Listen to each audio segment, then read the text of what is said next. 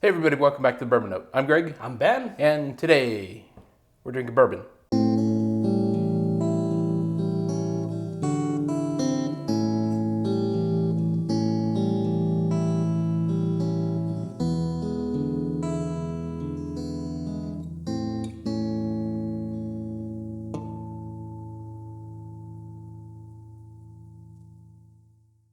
All right, Ben.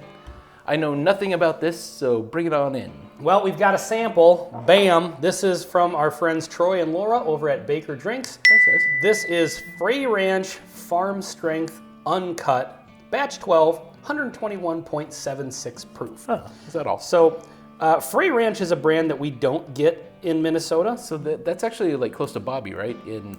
No, I think Frey Ranch is actually like Nevada or something. Oh, is it? Like that. Yeah. That could but be. we got a Yeah. sample from Bobby once. Yeah. That's the only other Frey Ranch we've ever had. So thank you, Troy and Laura, for sending this. That's what's fun about exchanging samples. I think Sabbatical's the one that's real close to him, maybe. Corbin Cash is right by Bobby. Okay. Boy, this has kind of been Baker Drinks Well, yeah. week on the Bourbon Note because we just did a live stream with them. Not intentionally. We did a challenge video. That was intentionally, but not. Right. Yeah. We did a challenge video from them. We ripped off one of theirs, and now we're doing a sample from them. So it's always good to kind of cross channels a little bit. So that's awesome. So please go subscribe to Baker Drinks. Troy and Laura do an awesome job. Ghostbusters reference? No, it wasn't. Oh. I will say this. I do know something about this. Well, just That I do. I know nothing about it, so I'm going into this blind. Well, I can tell you that Troy and Laura are not fans of this. They did not like this bottle. I think this is the one they didn't like because they did a video of like bottles that they won't buy again or something like that. I can't remember what the title was. Okay. Based on the nose, I can kind of see where they're coming from. Oh, there's something really weird about this. Oh, I just got it in my eye. Huh. There is a really, really off, like this doesn't even smell like whiskey. So I'm getting this is a bourbon, right? Because I'm getting like a little bit of like apple kind of notes. Like yeah, I am too. But then I'm getting this other note that's chemically and not a compliment to say. What chemical? You know, in spring, sometimes you have small insects around your house and you... Yeah, you spray for them? Yeah, you need to deal with it. Yeah, something in that range. God, I don't want to spend too much time on the nose, but this is maybe the most interesting So, nose on a whiskey that I am getting a candied strawberry kind of note, almost like strawberry Pop-Tarts, artificial flavored Pop-Tarts, maybe. Yeah, there's some specific note I'm getting on the nose that I can't put my finger on it. Well, let's get into the palate. Cheers. Yeah, I think strawberry Pop-Tarts in that range.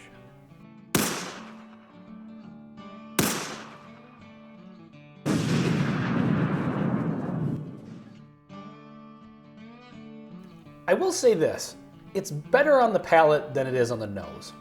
I'm not saying I'm particularly a big fan of it, but I was expecting a lot worse because the nose is kind of atrocious. So based on your description and how you described Troy and Laura's opinion. By the way, I think I have that right. I watched that video like a week ago or something like that. So It's way better than, I think, your description. I think I actually like this. it's better than my description. Well, I mean, you'd never had it, but your description of them. If you're referring to the same video, I kind of like it. I think that it's weird though because the nose I really dislike the nose. I kind of dislike the nose, but I really like the flavor. It's one of those ones though that like Although they don't match up. Like Yes. every once in a while, like and Totally I agree. don't know what the science is behind that, but every once in a while you get a whiskey where the nose is so completely different than the palate. Like it's almost like it's just two completely different whiskey experiences. So I feel this is very artificial flavored, as in like, well, actual chemical artificial flavored, like a Pop-Tart or something, and is really good. But by the time I finish this glass, I'm not going to want any more for a while. Right. Yeah, for sure. It's definitely an occasional use type thing. Yeah, on the palate, I don't hate it, and I definitely like. I'll probably drink the rest of this sample maybe later on tonight. Sure. So I don't mind it. It has a little bit of Texas whiskey vibes to it, not in the sense that it's musty, but it's got like, you know, that kind of chocolatey note we get on some cask strength Texas stuff, and like Corbin Cash, and it works really well. I think this has that, but there's something about it that's not working. So this, to me, on the finish, tastes like Tootsie Roll. That's what I'm getting at, the artificial chocolate. Yes, Yeah. exactly. But in this particular case, that note doesn't work. And sometimes you have that with whiskeys. Like I've had ones where, I got a note of something in one whiskey that I hated, and then that similar note showed up in a different whiskey, and I liked it because it just blended a little bit better with everything else that was going on. This does have a little bit, I agree with you, like kind of a chemical. But the Borderline bug spray? A little bit. Is that what you meant by Yeah. bug stuff before? But I will say that while it has some interesting flavors and flavors I like, the thing that saves it is the really high proof point. If this were a 90 proofer, it would be drain pour, I think. And I could be wrong about that.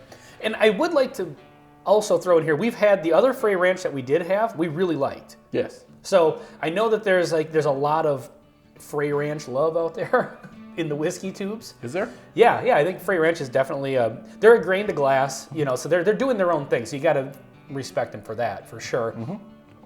I feel like this one is just kind of I don't know, there's something a little off about it. But we really liked the other one that we had. Yes. So I would not be hesitant to buy more Frey Ranch if it was available to us. And to be honest, this one isn't off-putting enough that I wouldn't buy it. I would buy another product. I have no idea what the price is, but at a reasonable price, I would absolutely own a bottle of this because I really like it. It is a little bit of a one pour occasionally, and you're done with it for a while. Yeah. Bottle. This would actually be probably a pretty good bottle share. Sure. You go to the bottle share, you want to bring something interesting that's different. I think you definitely get away with this, and I think it would maybe be divisive. I think people would maybe 50-50 like it, dislike it. And as opposed to everybody just drinking the same thing and liking or disliking the same thing. This is actually unique. And the further we get into this, the more I'm starting to kind of like this. Yeah, told you. Kind of like it. Yeah, I agree with you. At a reasonable price point, I don't hate that. Yeah. But it is definitely different. There's something absolutely. slightly off about it. I wish I could figure out what it is I'm getting on the nose, because it's a familiar note, but I can't put a name to it. And so later on tonight, it'll probably hit me. But there's just something so, there's something really, really sticking out. Is it graham cracker? No, it's more like in a, I don't know, like a weird fruit or something like that. I don't know. Well, you don't eat strawberries, so you don't know what a strawberry is, so maybe that's what it is, and you just don't know what it is. Definitely not strawberry. I know what strawberry smells like. All right. But I have never eaten a strawberry. Anybody who's still watching the video is probably going to shred me in the comment section for that. Strawberries. Yeah, so in closing, I would say I'm 50-50 on this one. Okay. I'm a big thumbs up if it's somewhat reasonable. I understand. $50 to $60 maybe? Sure. Well, I mean, it's high proof, so maybe a little bit higher than that, and it's a smaller distillery. True. Yeah, that is true. Less than $80, yeah, I could see that. Okay. If it's obscenely more than that, then it's a no, but unique. But I would definitely say I would still like to explore more Frey Ranch products. Yeah. Because everything we've had from them so far, everything being these two, has been at least really good or certainly interesting. And yeah, interesting is good instead of just doing the same thing again and again from, Yeah, that's what's kind of fun about whiskey. Yeah, and they're way out, west, so they're not different water, different limestone, different barrels, exactly. It's a whole trees. different experience. Yeah. All right, well, this has been Frey Ranch Farm Strength Uncut Batch 12 on the Bourbon Note. I'm Ben. I'm Greg. Till next time. See you next time.